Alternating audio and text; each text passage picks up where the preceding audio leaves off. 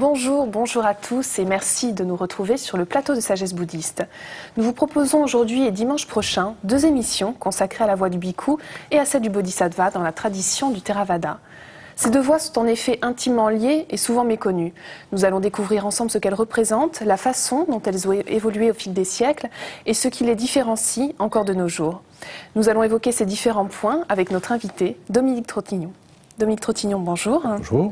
Vous êtes le directeur de l'Université bouddhique européenne, une structure à mi-chemin entre l'université proprement dite et les centres de pratique, où tous les enseignements sont donnés par des représentants des diverses traditions. Oui, c'est une des caractéristiques de l'UBE d'avoir essayé de réunir des enseignants qui viennent de toutes les écoles présentes en Europe. Et c'est d'ailleurs unique, enfin c'est la seule université bouddhique en Europe. À notre connaissance, vraiment, oui.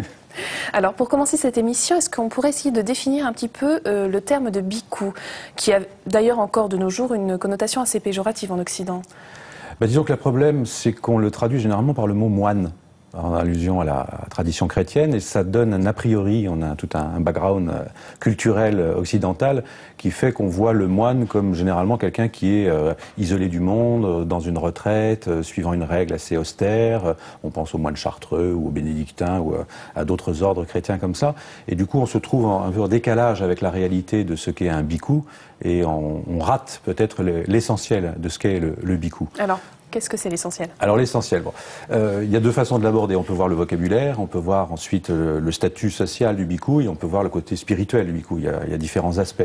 Au niveau du vocabulaire, c'est un terme qui est intéressant parce qu'il vient on le traduit généralement par celui qui reçoit. Et souvent, là encore en Occident, on le traduit par moine mendiant. Ce qui n'est pas une bonne façon de traduire, puisqu'en fait, le moine ne mendie pas.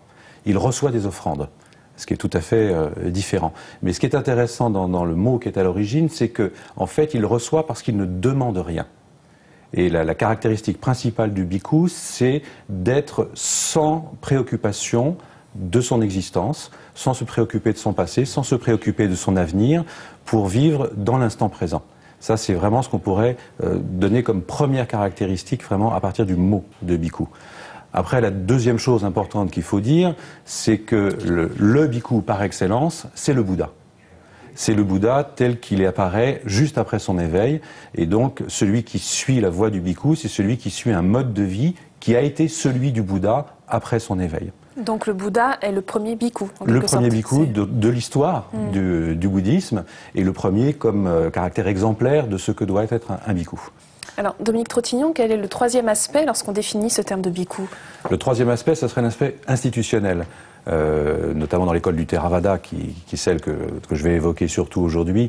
Il y a 23 siècles d'existence, bien évidemment, il y a toute une histoire de l'institution, de la démarche, et il y a eu une évolution, effectivement, et le bhikkhu est devenu un personnage au sein de la société, des sociétés bouddhistes comme à Ceylan, en Thaïlande, en Birmanie. Et c'est vrai que dans cet aspect-là, c'est là où il se rapproche peut-être le plus du religieux, au sens où on l'entend dans la tradition chrétienne, parce qu'il a une place dans la société, il a un rôle dans la société, notamment parce qu'il prêche, parce qu'il enseigne par l'exemple, qu'il occupe une position dans la société par rapport au pouvoir, etc. Donc là, c'est une 3e approche possible de cette voie du bhikkhu. Et lorsque l'on parle de la voie du bodhisattva, que désigne-t-on? Alors, c'est un cas un peu particulier dans le cadre du Theravada, et il faut remonter aux origines du bouddhisme. En fait, lorsqu'on considère les tout débuts de la communauté du bouddhisme, la communauté fondée par le Bouddha lui-même, on n'évoque jamais le bodhisattva. C'est un terme qui va apparaître au cours du 1er siècle peut-être, ou au 2e siècle de l'histoire du bouddhisme, mais pas avant. En fait, au départ, il n'y a qu'une seule voie possible quand on veut devenir un éveillé, quand on veut parvenir à l'éveil, c'est la voie du bhikkhu qui est enseignée par le Bouddha. Et puis petit à petit, dans la communauté, on s'est interrogé sur la façon dont le Bouddha lui-même était parvenu à l'éveil. Et dans les textes du canon ancien, en fait, il y a très très peu d'allusions à ce parcours qui lui a permis dans ses vies antérieures de parvenir à l'éveil dans sa dernière vie. Et les seules allusions qu'il fait, il y a 4 ou 5 textes, pas plus, il dit toujours qu'il chemine seul et qu'il redécouvre tout par lui-même. Donc d'une certaine manière, ce parcours du bodhisattva, c'est un parcours qui ne peut pas se transmettre, qui ne peut pas être enseigné, puisque par définition, c'est un parcours solitaire. Et donc, on ne s'interroge pas sur comment devenir un bodhisattva. Mais il y a un texte un seul texte où le Bouddha évoque une rencontre qu'il a eue dans une vie très lointaine avec un autre Bouddha, un de ses prédécesseurs, et celui-ci lui aurait donné un enseignement. Et le canon contient à peu près 10 000 textes, et sur ce seul texte, une école du bouddhisme ancien. Donc une sur les 18, je crois. Une école, c'est ça, sur 15, 20, enfin en gros, traditionnellement on dit 18. En fait, on ne sait pas exactement combien il y en a eu, mais une seule école, parmi ces nombreuses écoles du bouddhisme ancien, a pris ce texte, l'a mis en exergue, et il a dit la voie du bodhisattva peut donc s'enseigner. Et donc il y a la possibilité de suivre le même parcours que ce que le Bouddha a fait, et donc de parvenir à un éveil. On a toujours fait une distinction entre l'éveil du Bouddha et l'éveil de ses disciples, puisque lui est parvenu donc avec un parcours tout à fait exceptionnel, donc il a des qualités exceptionnelles aussi. Et le souhait de cette école était d'offrir aux gens un éveil aussi exceptionnel que celui du Bouddha lui-même, et pas simplement l'éveil d'un simple auditeur, selon l'expression consacrée. Donc là, on a à la fois la voie du bhikkhu et la voie du bodhisattva, on est d'accord? Sauf qu'à un moment donné, la manière d'appréhender le chemin vers l'éveil va être différent, ce qui va devoir amener aussi à choisir entre ces deux voies. Comment ça s'est passé? Alors, au départ, donc, il n'y avait pas de choix possible. Et toutes les écoles bouddhistes n'ont pas fait le choix d'enseigner, de penser qu'il y avait une voie enseignable. Donc ce qui explique qu'aujourd'hui, dans la voie du Theravada, par exemple, on n'enseigne pas la voie du Bodhisattva. On considère que si quelqu'un souhaite s'engager dans cette voie qui est considérée comme extrêmement difficile, parce que justement elle est solitaire, on peut très bien s'y engager.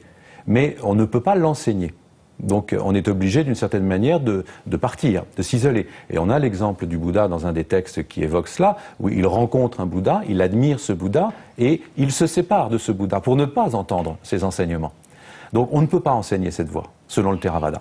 Donc aujourd'hui, c'est la seule école qui transmet cette vision des choses. Dans les autres écoles, on va suivre l'autre texte, le texte unique, et on va considérer qu'on va pouvoir suivre un enseignement. Mais en fait, il y a deux points de vue là, qui sont intéressants, parce que l'exemple, c'est toujours le Bouddha. Mais il y a deux façons de considérer le Bouddha. Soit on le considère dans sa façon de vivre après l'éveil, et donc en tant que bhikkhu, soit on le considère dans sa façon de vivre avant l'éveil. Et dans ce cas-là, c'est la voie du bodhisattva. Alors, est-ce qu'on peut dire que la différence principale réside dans ce que vous venez d'évoquer là? Pour moi, oui. Oui. C'est certainement l'essentiel, parce que, et ça va se prendre une tournure très, très complexe dans l'histoire des écoles anciennes, parce que c'est une façon aussi d'envisager l'acte et le résultat de l'acte. Donc ça va avoir des prolongements doctrinaux sur la théorie du karma, ça va avoir des prolongements sur l'appréhension du temps. Soit on se tourne vers le passé pour voir tout ce qu'il a été nécessaire de faire pour parvenir à ce qui se produit aujourd'hui.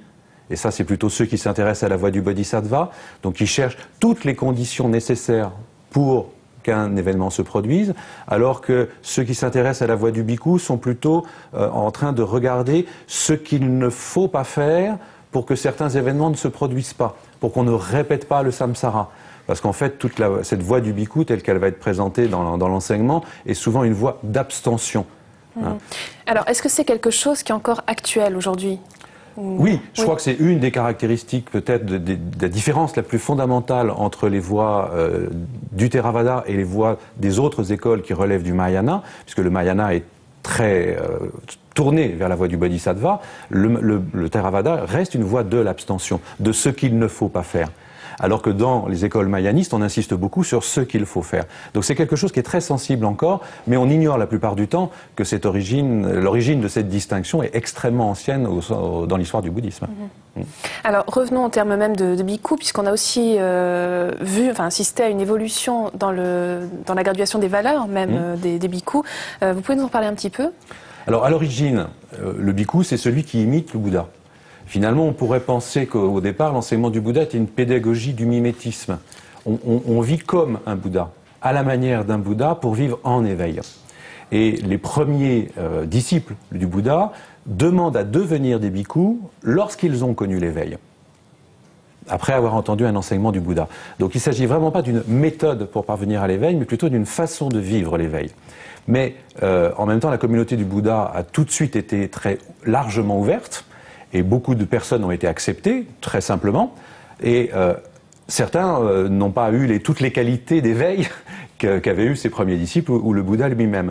Donc on a été obligé de créer un certain nombre de règles pour cadrer ces apprentis, c'est ceux qui n'étaient pas encore totalement éveillés ou qui fautaient de temps en autre. Donc c'est là où on a commencé à créer une institution du bhikkhu. C'est ce qu'on verra la semaine prochaine. Et cette méthode, malgré tout, il faut en dire un mot, parce que c'est ce qui constitue la voie du bhikkhu. On peut dire, il y a deux façons en fait de l'appréhender.